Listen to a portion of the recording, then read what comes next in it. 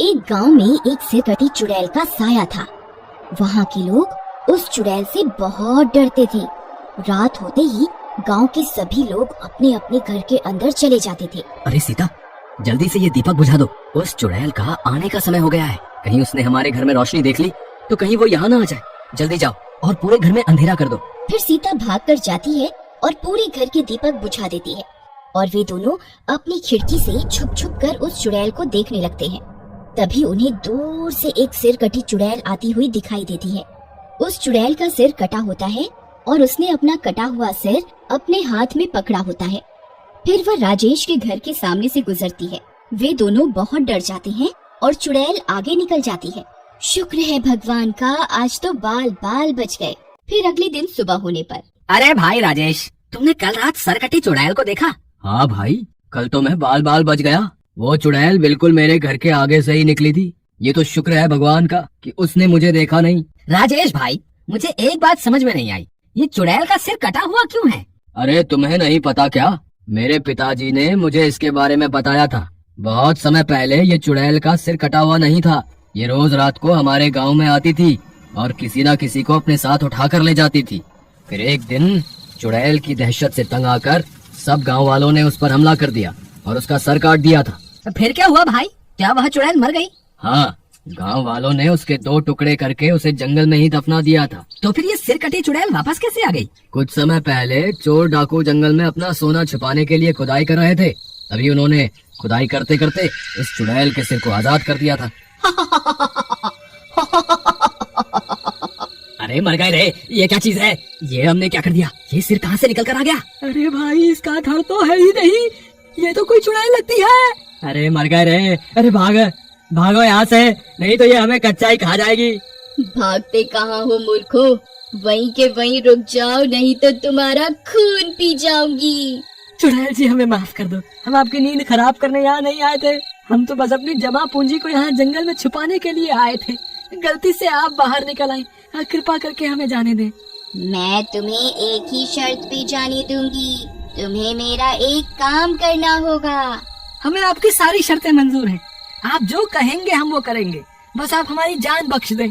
कुछ साल पहले इन गांव वालों ने धोखे से मेरा धड़ मेरे शरीर से अलग कर दिया था और यहीं पास में दफन कर दिया था।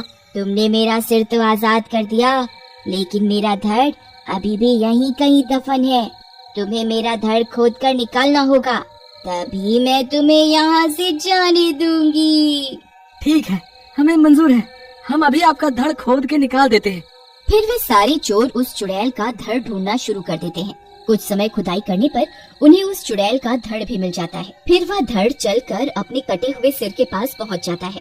फिर वह चुड़ैल अपने सिर को अपने धड़ से जोड़ने की कोशिश करती है, लेकिन जैसे ही वह अपना सिर अपने धड़ पर रखती है, उसका सिर नीचे गिर जाता है। वह फिर से कोशिश करती है, लेकिन फिर से उसका सिर नीचे गिर जाता है। अरे ये क्या, मेरा सिर तो वापस मेरे धड़ से जुड़ ही नहीं रहा। अब मैं क्या करूं? चुड़ैल जी, हमने आपका काम पूरा कर दिया। कृपा करके अब हमें जाने दें। इतना बोलकर वे सारे चोर डाकू वहाँ से दुम दबाकर भाग जाते हैं। उस दिन के बाद से ही उस चुड़ैल का नाम सिरकटी चुड़ैल पड़ गया और अब वह अपना सिर उठाए रोज अपने शिकार की तलाश में हमारे गांव में आती है। लेकिन भाई राजेश, हम कब तक इस चुड़ैल का आतंक सहते रहेंगे? हम सब गांव वालों को मिलकर कुछ ना कुछ करना होगा। तुम सही कहते हो कन्हैया। हम अभी सरपंच के पास चलते हैं, वही कोई ना कोई रास्ता निकालेंगे। सरपंच जी, आपको तो पता ही है इस सरकटी चुड़ैल के आतंक के बारे में। मुझे लगता है अब वक्त आ गया है। हम सबको मिलकर इस सिरकटी चुड़ैल का सामना करना ही होगा, नहीं तो हमारे बच्चे दिन में भी घर से बाहर निकलने में डरने लगेंगे। तुम सही कहते हो राजेश, लेकिन हम उस चुड़ैल का सामना कैसे करें? हमें इस चुड़ैल से निपटने के लिए किसी तपस्वी साधु की मदद की आवश्यकता पड़ेगी। मैंने एक तपस्वी को जंगल में तपस्या करते हुए देखा है। क्यों ना हम सब मिलकर उनसे मदद मांगने चले? तुम सही कहते हो कन्हैया, हम सब अभी उनसे मदद मांगने चलते हैं। फिर वे सब मिलकर जंगल की ओर उस तपस्वी साधु की तलाश में निकल पड़ते हैं। कुछ देर चलने पर शाम हो जाती है। तभी अंधेरा हो जाता है और डरावनी डरावनी आवाजें आने लगती हैं। अरे मुखिया जी, हमें जल्द से जल्द उस तपस्वी साधु को ढूंढना ही होगा, नहीं तो वह चुड़ैल हमें जरूर ढूंढ लेगी। माँ बाहर अंधेरा हो गया, लेकिन बाबा अभी तक घर क्यों नहीं आए? पता नहीं बेटा, तेरे बाबा रोज अंधेरा होने से पहले घर आ जाते थे, पता नहीं आज क्यों नहीं आए। फिर वे दोनों भी हाथ में मशाल लिए जंगल की ओर चल देते हैं। वहीं दूसरी तरफ वे सब डरते डरते तपस्वी साधु की तलाश में जंगल में आगे बढ़ते जाते हैं। तभी अचानक चुड़ैल उनके सामने आकर खड़ी हो जाती है। अरे मर गए रे, वो देखो सामने क्या है, ये तो वही सिरकटी चुड़ैल है। हे भगवान मुझे बचाओ, अब मेरा क्या होगा? हे चुड़ैल जी, ये सरपंच हम सब में सबसे मोटा ताजा है, आप इसे खा लो और हमें जाने दो। तेरा दिमाग खराब हो गया है क्या, जो मुझे बलि का बकरा बना रहा है? मैं तुम सबको खा जाऊंगी। मैं बहुत दिनों से भूखी हूँ, मैं किसी को नहीं छोड़ूंगी।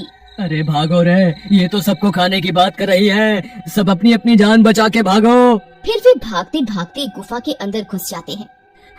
अरे बच गए रे, बाल बाल बच गए। लगता है उस चुड़ैल ने हमें गुफा के अंदर जाते हुए नहीं देखा। चलो गुफा के और अंदर चलते हैं। फिर वे सब गुफा के अंदर बढ़ने लगते हैं। हे साधु महाराज, हमें आपकी मदद की आवश्यकता है।